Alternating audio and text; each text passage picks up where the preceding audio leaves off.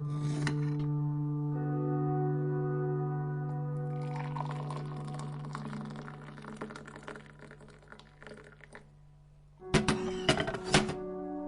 to Coffee Break with Jess. This is the place to get a much needed break from the chaos of life, come together, and refill. Together we'll tackle some hard truths and be redirected to the success that we are meant to have. Being freed from the trauma, pain, and upset, disappointment that we may be carrying, this is a place where we lay it to rest. For God gave us a spirit, not of fear, but of power and love and self-control. We all know this scripture in the different versions that it may be in. It all has the same foundation that God didn't give us fear, but what He instead gave us was love, power, and a sound mind. You aren't supposed to stay in a life of struggle. You're supposed to live, love, embrace any trial that may come up in your life. But no matter what has happened to you, sometimes that fear gets embedded in our heart. It plants a seed that grows over years, if not tended to correctly. And with everything that is happening in the world right now, fear is everything. 2020 was the year of toilet paper because everybody was in fear of not having toilet paper. So they went selfishly to buy every roll of toilet tissue that they could find because of what their needs were.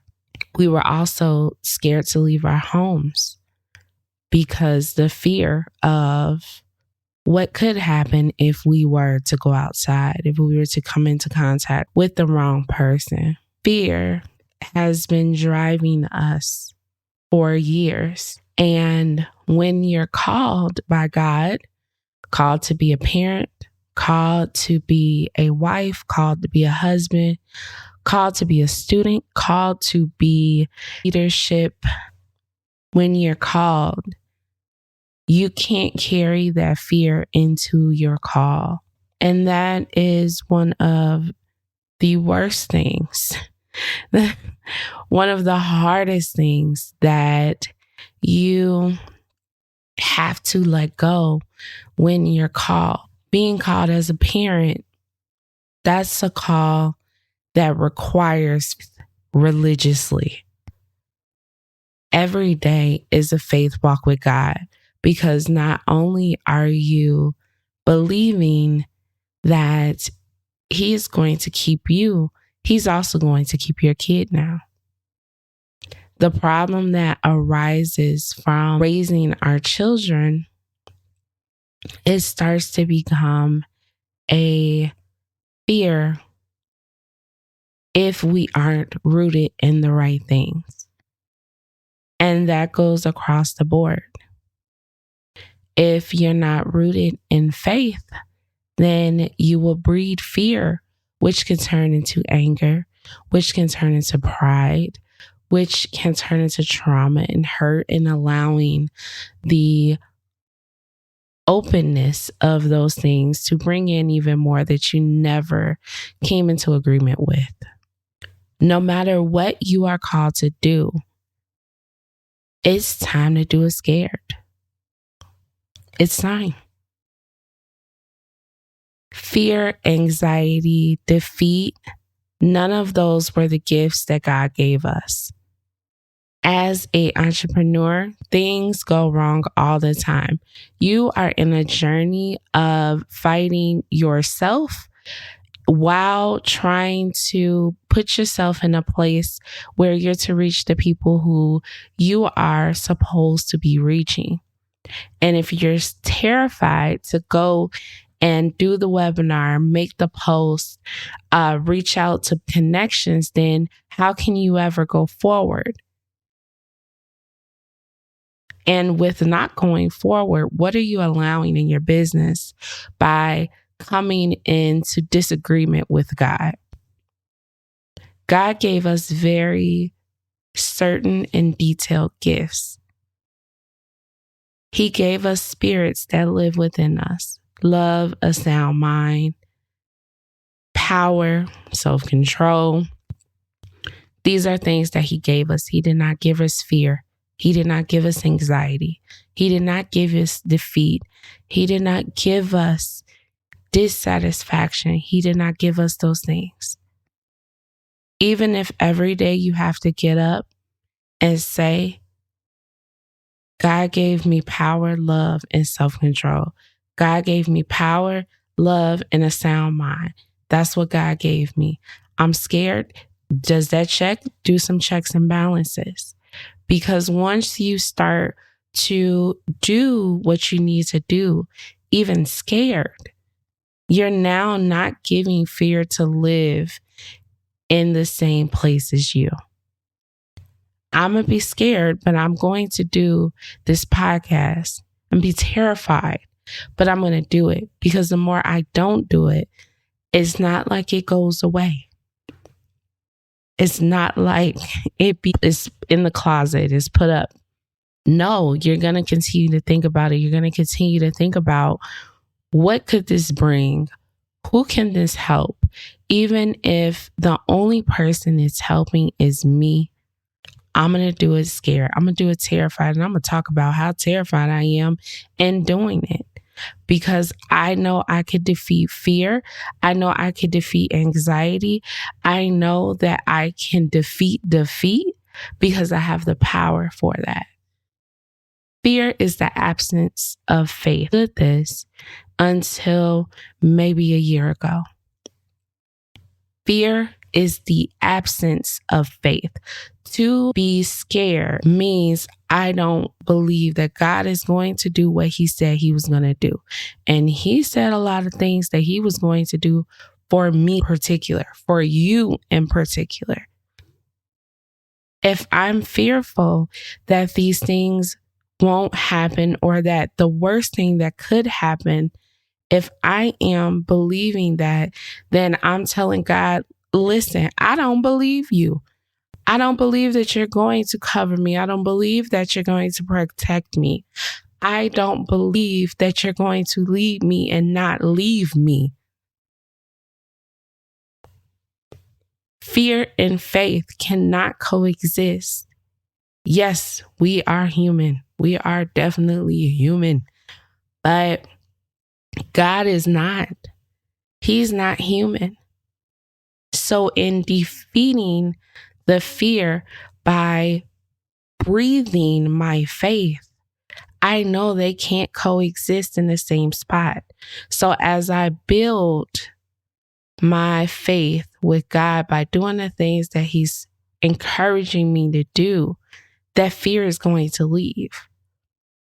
No matter what your life looks like right now at this moment, the one thing for certain is change. Walking the path that you are being called to walk on will allow it to change for the better. But if you allow fear and defeat to drive the vehicle known as you won't end up in the prosperous place that you're praying about, that you're looking for. With fear, I have struggled greatly with fear and anxiety for years. And it has came out in everything that I've done. Because it can't coexist with God. It can't coexist with faith. It just can't. So if I am pushing to do the things that God told me to do, I know that He told me to do, I know it's what I'm supposed to be doing, but I'm scared, I'm terrified, but I'm going to do it, but I'm not going to do it enough. I'm just going to do it just enough where it can look like I'm doing exactly what I'm supposed to do. Guess where that ended up? in the grave. Like it just died because there's nothing that can prosper when it goes against God. It can't prosper. So why am I fearful? What are things that maybe I need to go to counseling about that's a little deeper than me? Maybe I just need to push through this. Maybe it's just me picking up the pen and writing that blog, picking up the pen and writing that book. Maybe it's pulling out this microphone and recording a podcast. Maybe it's helping one of my fellow entrepreneurs get to where they need to be. I don't know what it is, particular thing. So I'm going to start at this one step. I used to think that bad things would always happen to me. Like if I did what I was supposed to do with God, I know for a fact that my life is just going to be in shambles.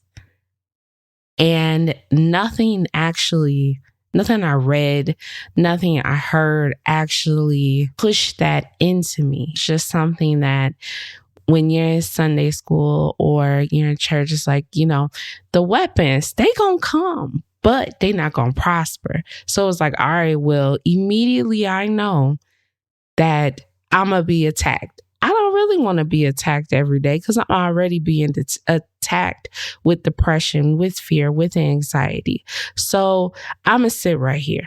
That's what I'm going to do. Also, why am I going through all of this? Where is God? And even in the roughest days, even in the hardest days, even with loss, even with dissatisfaction, God is right there with you. The calmest thing in a storm is the eye. And when in the eye of the storm is in the middle of the storm. You're in the middle of the storm and He is with you. He's with you in the storm and He's with you outside of the storm. In hindsight, there was a lot of things that I was doing to feed the storm. There are probably some things that you are struggling with that's also feeding the storm. And that outside piece of that storm is that fear. All of those emotions, all of those states of minds that are unlike what God has given us. Is what is encasing the storm.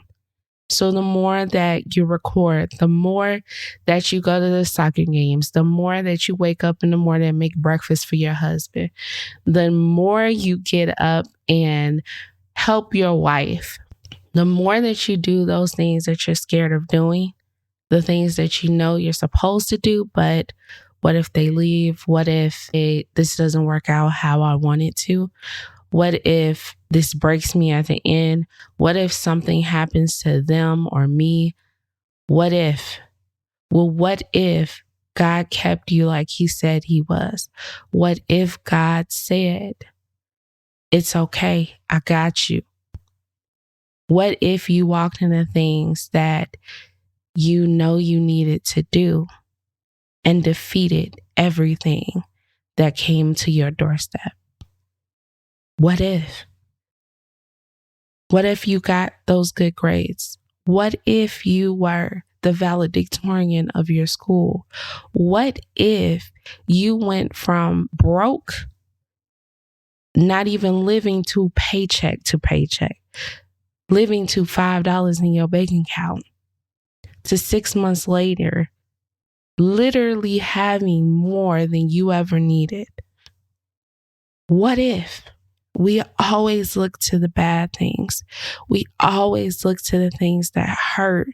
We always do it. But what if we just start instead? What if God said He's going to do what He said He was going to do? What if I am who God said I am? What if? What if I speak this scripture over my life every day? What if I just get up and I'm brushing my teeth going, for God has not given us a spirit of fear, but of power and love and a sound mind? What if I rewrite that scripture just to make it easier for me to remember? Because I'm going to speak it until I believe it. I'm believing it until I see it. Do it scared. Break those barriers that you think has a hold on your life. Break them by doing what God has called you to do. Be the best that you could be, because it's getting better.